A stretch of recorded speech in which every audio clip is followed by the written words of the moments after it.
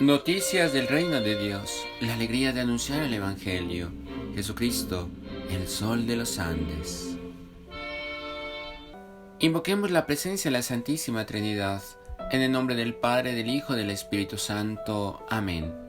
Primera lectura de la primera carta del apóstol San Pablo a los Corintios.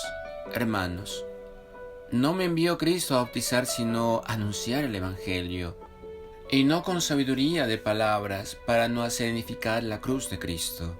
El mensaje de la cruz es necedad para los que están en vías de perdición, pero para los que están en vías de salvación, para nosotros es fuerza de Dios.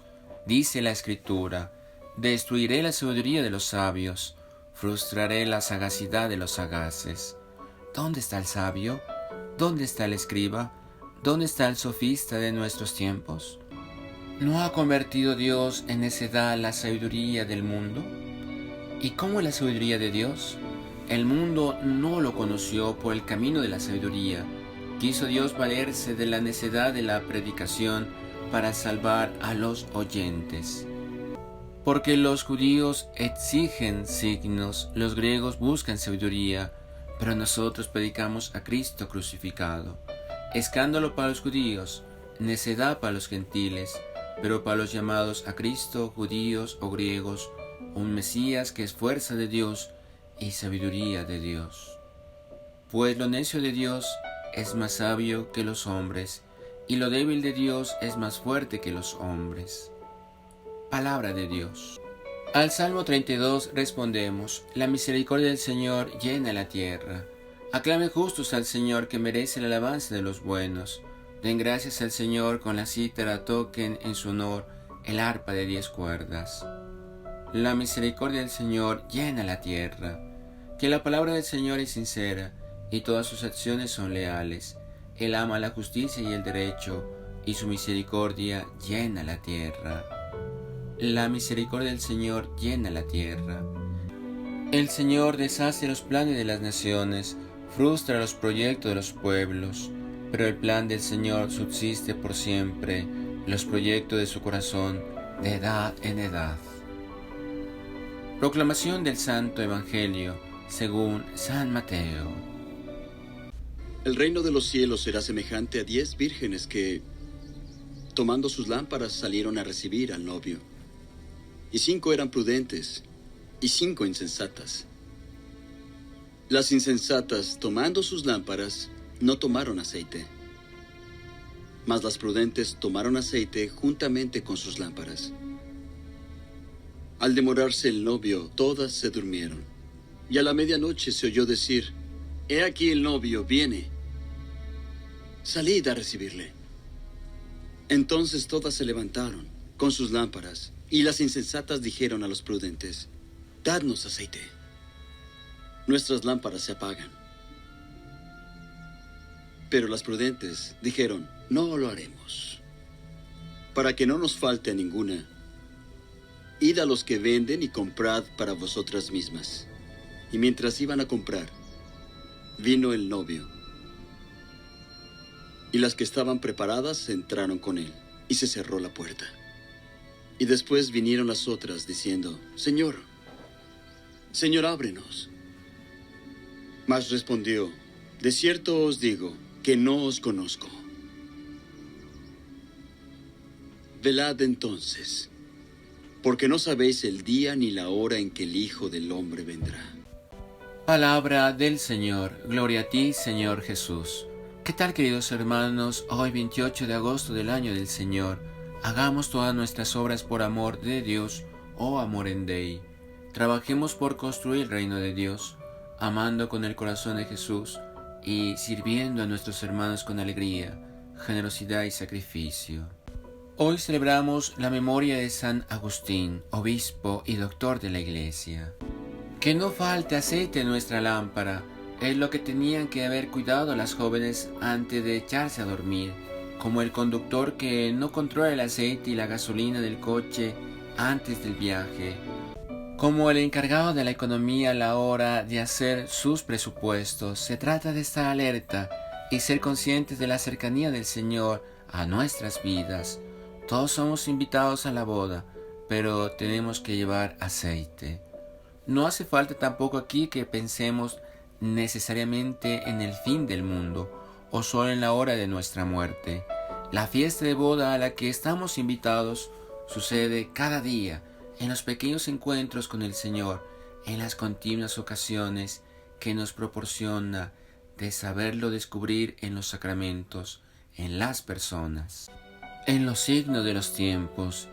Y como no sabemos ni el día ni la hora del encuentro final, esta vigilancia diaria, hecha de amor y seriedad, nos va preparando para que no falte aceite en nuestra lámpara. Al final Jesús nos dirá qué clase de aceite deberíamos tener.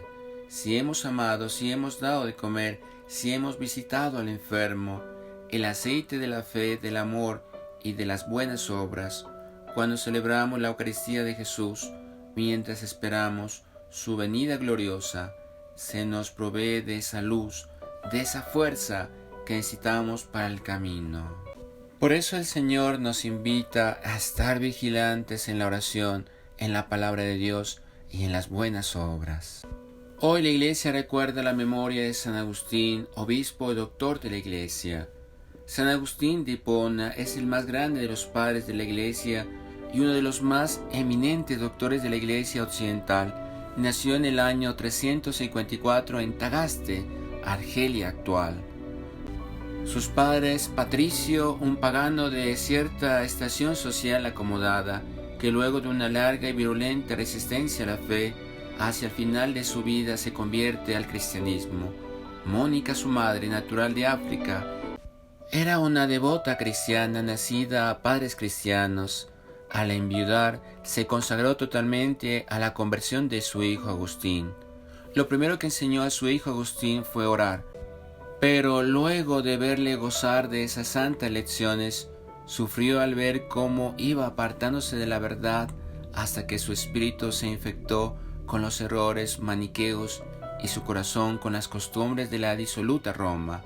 Noche y día oraba, gemía con lágrimas que las que otras madres derramarían junto al féretro de sus hijos.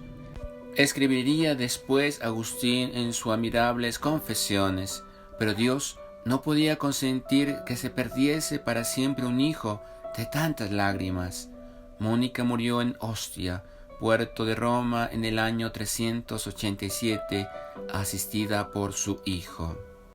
Agustín se educó como retórico en las ciudades norteafricanas de Tagaste, Madaura y Cartago. Entre los 15 y los 30 años vivió con una mujer cartaginesa cuyo nombre se desconoce, con quien tuvo un hijo en el año 372, llamado Adeodatus, que en latín significa regalo de Dios. Agustín, inspirado por el tratado Hortensius de Cicerón, Agustín se convirtió en un ardiente buscador de la verdad, que le llevó a estudiar varias corrientes filosóficas durante 9 años. Del 373 al 382 se adhirió al maniqueísmo, filosofía dualista, persa muy extendida en aquella época por el Imperio Romano. Su principio fundamental es el conflicto entre el bien y el mal. Y a Agustín el maniqueísmo le pareció una doctrina que parecía explicar la experiencia y daba respuestas adecuadas sobre los cuales construir un sistema filosófico y ético. Además, su código moral no era muy estricto. Agustín recordaría posteriormente en sus confesiones: concededme castidad y continencia, pero no ahora mismo. Desilusionado por la imposibilidad de reconciliar ciertos principios maniqueístas y contradictorios, Agustín abandona la doctrina y decide por el escepticismo, y en el año 383 se traslada de Cartago a Roma, y un año más tarde se va a Milán como profesor de retórica. Allí se mueve en círculos neoplatónicos. Allí también conoce al obispo de la ciudad, el gran Ambrosio, la figura eclesial del mayor renombre por santidad y conocimiento de aquel momento en Italia. Ambrosio le recibió con bondad y le ilustró en las ciencias divinas, y así poco a poco renace en Agustín un nuevo interés por el cristianismo. Su mente, tan prodigiosa, inquieta y curiosa, va descubriendo la verdad que hasta ahora le había eludido. Sin embargo, vacilaba en su compromiso por debilidades de la carne. Temía comprometerse porque sabía que tendría que reformar su vida disoluta y dejar atrás muchos gustos y placeres que tanto le atraían. Rezaba a menudo: Señor, dame castidad, pero no ahora. Pero un día, según su propio relato, escuchó una voz como la de un niño que le decía: Tole legge, toma y lee. Pero al darse cuenta que estaba completamente solo, le pareció inspiración del cielo y una exhortación divina al leer las Santas Escrituras.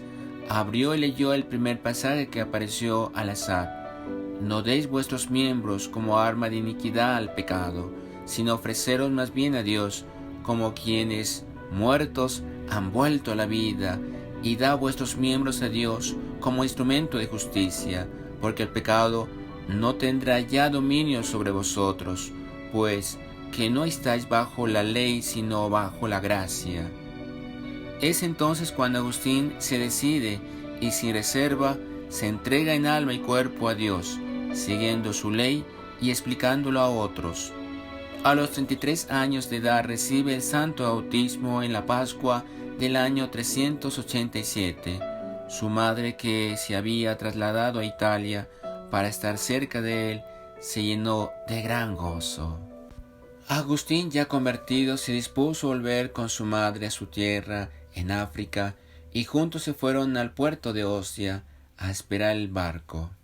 Pero Mónica ya había obtenido de Dios lo que más anhelaba en esta vida y podía morir tranquila.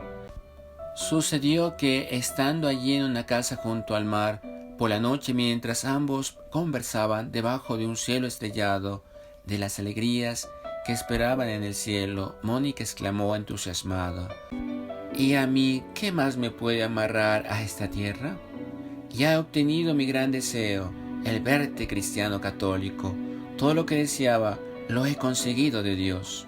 Pocos días después le invadió una fiebre y murió.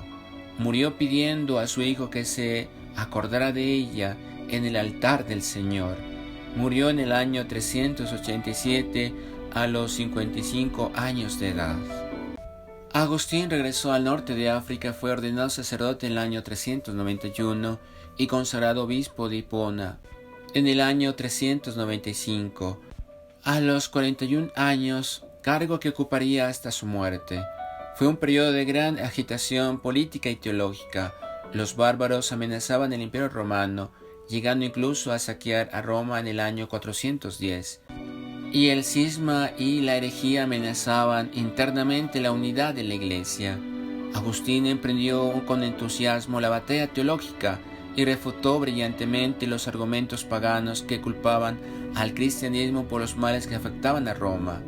Combatió la herejía maniqueísta y participó en los grandes conflictos religiosos, el uno contra los donatistas, secta que sostenía que era inválido los sacramentos administrados por eclesiásticos en pecado, el otro contra los creencias pelagianos, seguidores de un monje británico de la época que negaba la doctrina del pecado original. Durante este conflicto, que duró por mucho tiempo, Agustín desarrolla su doctrina sobre el pecado original y la gracia divina, soberanía divina y predestinación. Sus argumentos sobre la gracia divina le negaron el título por el cual también se le conoce doctor de la gracia. La doctrina agustiniana se sitúa entre los extremos del pelagianismo y el maniqueísmo. Contra la doctrina de Pelagio mantenía que la desobediencia espiritual del hombre se había producido en un estado de pecado que la naturaleza humana era incapaz de cambiar. En su teología, los hombres y las mujeres son salvados por el don de la gracia divina, y contra el maniqueísmo defendió con energía el papel del libre albedrío en unión con la gracia. Agustín murió en Hipona el 28 de agosto del año 430. Entre sus obras, la importancia de San Agustín entre los padres y doctores de la Iglesia es comparable a la de San Pablo entre los apóstoles, como prolífico escritor apologista. Su obra más conocida es su autobiografía, llamada Confesiones. donde narra sus primeros años y su conversión, y su gran obra apologética La ciudad de Dios, escrita en el año 413 al 426. Formula una filosofía teológica de la historia y compara con ella la ciudad de Dios con la ciudad del hombre. De los 22 libros de esta obra, 10 están dedicados a polemizar sobre el panteísmo. Los 12 libros restantes se ocupan del origen, destino, progreso de la Iglesia, a la que considera oportuna en cuanto a la civilización del mundo. Sus otros escritos incluyen las epístolas, de las que 270 se encuentran en la edición benedictina, fechadas entre el año 386 al 429, sus tratados de Liberio Arbitrio en el año 389 al 395, de doctrina cristiana del 397 al 428, de bautismo contra donatistas del año 400 al 401, de Trinitate del año 400 al 416, de Natura e Gratia del año 415, retracciones del año 428 y homilías sobre diversos libros de la Biblia. Oremos juntos. Señor Jesús, haz mi corazón semejante al tuyo. Reparemos. Te pido perdón, Señor, por no estar vigilante, por no haber llevado o llevar el aceite de la oración, el aceite de la gracia, para esperar a mi Señor. Perdón, Señor. Ofrecimiento. Te ofrezco, Señor, mi corazón, mis pensamientos, mis buenas obras. Acción de gracias. Te damos gracias, oh Dios omnipotente, por todas tus bendiciones, a ti que vives y reinas por los siglos de los siglos. Amén. Sagrado corazón de Jesús, en vos confío. Dulcísimo corazón de María, sé la salvación del alma mía. Venerable Padre Julio María Matubelle, ruega por nosotros y por nuestra nación. San Agustín, ruega por nosotros. María, la estrella luciente de los Andes, ruega por América y el mundo. Y la bendición de Dios Todopoderoso, Padre, Hijo y Espíritu Santo, descienda sobre nosotros y permanezca para siempre. Amén. Noticias del Reino de Dios, la alegría de anunciar el Evangelio. Jesucristo, el Sol de los Andes.